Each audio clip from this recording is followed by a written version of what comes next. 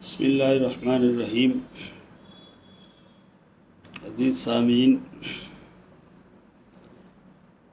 ایک افسوسناک تجزیہ پچھلے دنوں واٹس ایپ گروپوں میں آیا اور لوگوں نے بھی اس کو محسوس کیا کہ گجرات میں کئی جگہ بلاత్కాر، ریپ اور لڑکیوں کی قتل و غارت گری کے واقعات بڑھتے چلے جا رہے ہیں، اور اس کو انٹرنیشنل ہیومن رائٹ ایسوسی ایشن کی نے بھی نوٹس لیا ہے،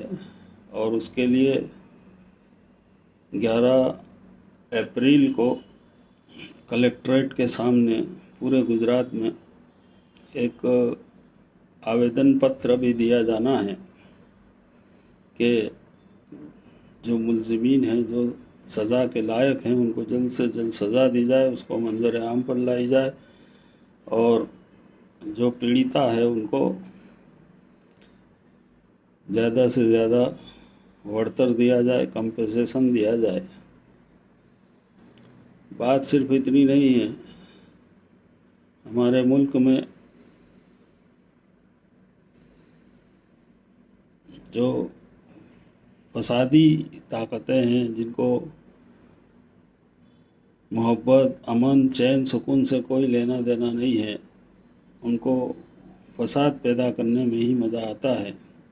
اور خاص طور پر اپنے جسمانی تقاضوں کو پورا کرنے میں مزہ آتا ہے، اپنی جنسی خواہشات کو پورا کرنے میں مزہ آتا ہے، اور جنسی خواہشات کو پورا کرنے کے لیے مارکیٹ میں ایسے خوراک تیار ہیں، ایسی نشیلی دوائیں تیار ہیں، تمباکو ہے، گٹکھا ہے، شراب ہے، یہ ساری چیزیں انسان کو نشہ آور کرتی ہیں اور اس کے جنسی ابھار کو بڑھاتی ہیں۔ اور دوسری بات یہ ہے کہ ہم اپنی بیٹیوں کو اس لیے نہیں بچا سکتے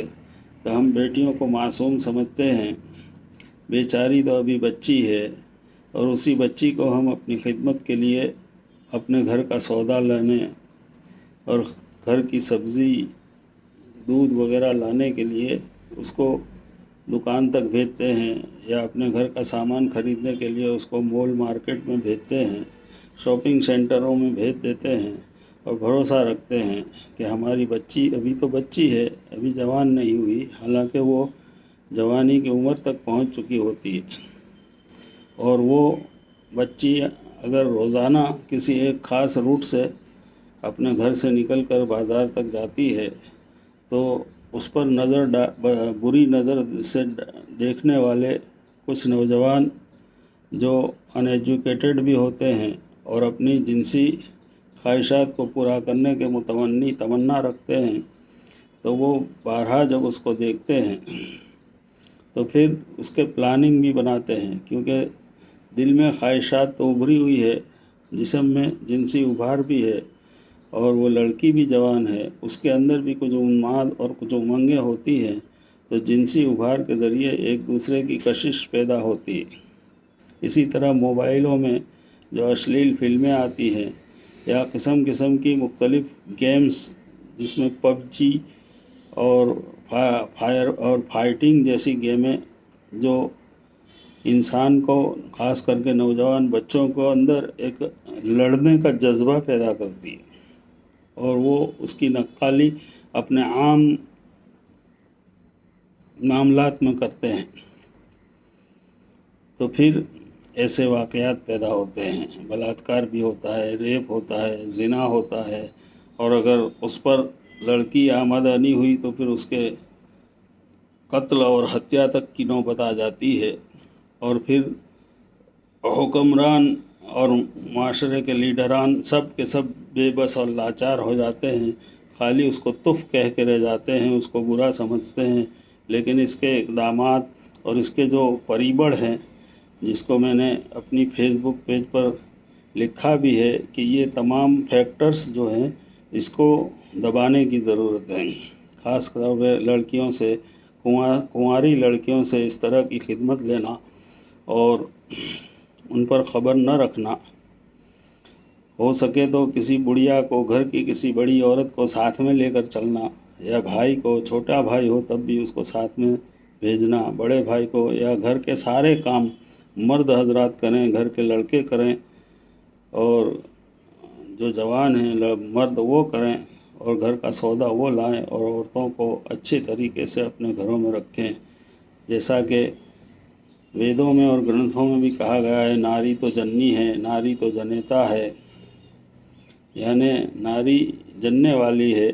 तो उससे औलादें पैदा होती है, तो उससे हमारी नस्ल आगे बढ़ती है। जो नारी बांझ रहती है उसको कितने सारे फ़क़रे सुनने पड़ते हैं, उसको औलाद नहीं होती तो। और जो नारी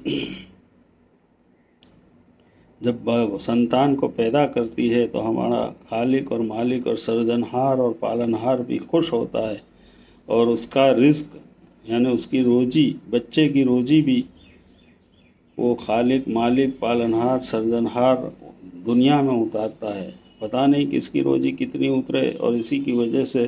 खेतियाँ उगती है,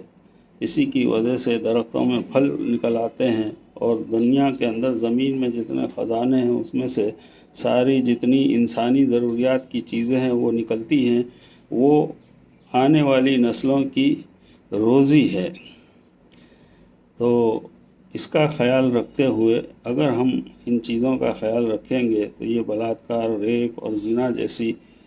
जो बुराइयां हैं समाज में, माशरे में, और ये कोई ख़ास धर्म, ख़ास मज़हब की नहीं है, और ये ना कोई आतंकवाद है, ना दहशतगर्द है, बल्कि एक जिनसी उभार, और ख़ास तौर पर बाज़ार में जो पैकेज खुराक मिलती है, ख़ास तौर पर जो गुटखे और नशा और पान मसाले और ड्रग्स की भी कुछ छोटी मोटी किस्में पार्लरों पर मिलती अब नज़र आती हैं, और उस पर कोई इक़दाम नहीं होता। तो अगर इक़दाम करते हैं तो फिर फतना फसाद बढ़ता है, झगड़े होते हैं दुकान वालों का पुलिस वालों के साथ, और ताजिरों का हुकूमत वालों के साथ। इससे बेहतर है कि हम ऐसी चीज़ों से परहेज़ करें। जो मसाले भी मिलते हैं सब्ज़ियां बनाने के, वो मसाले तैयार पैकेज जो होते हैं उसमें भी इतना गर्म मादा होता है कि वो जिनसी उभार को पैदा करने के लिए काफ़ी होता है। हालांकि पुराने ज़माने में हमारी बूढ़ी माएँ मसाले घर में बनाती थी, घर में पीसती थी, सारा जितना भी गरम मसाले हैं वो, और उसकी मिक़दार उनको मालूम होती थी कि सब्ज़ी में कितना डालना है, मीट में कितना डालना है, कौन सी सब्ज़ी में कितना डालना है, कौन सी सब्ज़ी में कौन सा मसाला उपयोगी हो सकता है। ये सारी चीज़ें अभी भी कुछ हमारे घरों में बुढ़ियाएँ मौजूद हैं, वो जानती हैं, और सीज़न के हिसाब से धनिया को, जीरा को वो पिसवाती हैं, मिर्चियों को अपने घर लाकर पिसवाती हैं, आदू और लहसुन को अपने घर में ग्राइंडर में या अपने घर की खल में पीसती हैं और इस्तेमाल करने को कहती हैं। अगर ये सिलसिला ख़त्म हो गया और हमने पैकेज्ड फूड और पैकेज मसाले और पैकेज जो भी खुराक है उसका इस्तेमाल शुरू कर दिया तो ये एक बहुत बड़ा ख़तरा है। इसलिए जिनसी उभारों को दबाने के लिए, और ख़ास बात जो हमारे प्रॉफिट मोहम्मद सल्लल्लाहु अलैहि वसल्लम ने कही थी कि इंसानों को चाहिए कि गैर महरम से यानी पराई स्त्रियों से अपनी निगाहों को नीची रखें। तो निगाह का नीची रखना, और चूँकि अभी हिजाब का भी मसला चला, तो अगर औरतें अपने आप को, औरत नाम ही है छुपाने की चीज़ का, तो अगर औरत अपने आप को हिजाब में और निकाब में ढांकती है और फिर घर से बाहर निकलती है तो इसमें कोई बुरा नहीं है, उसकी हिफाजत ही होगी इंशाअल्लाह। तो ये सारी चीज़ें हैं। कलेक्टर को आवेदन तो दे दिया जाएगा, लेकिन अगर इस पर वो ज़्यादा से ज़्यादा तज़किरा हो, और ये मेरे जैसे वीडियो जो आते हैं जो इस्लाही होते हैं उसको फेसबुक पर और व्हाट्सएप पर आगे भेजने की कोशिश भी करें। ख़ास तौर पर ये जो मेरा चैनल है, यूट्यूब चैनल और फेसबुक पेज, दोनों को सब्सक्राइब करके और उसको आगे बढ़ाने की कोशिश करें। मैं भी अंतर्राष्ट्रीय मानव अधिकार संगठन का एक अदना खादिम हूँ, इसलिए जब अफसोस हुआ और ऊपर से जब बात यह आई कि ये माहौल बना हुआ है तो मैंने ये वीडियो अपलोड किया है। शुक्रिया।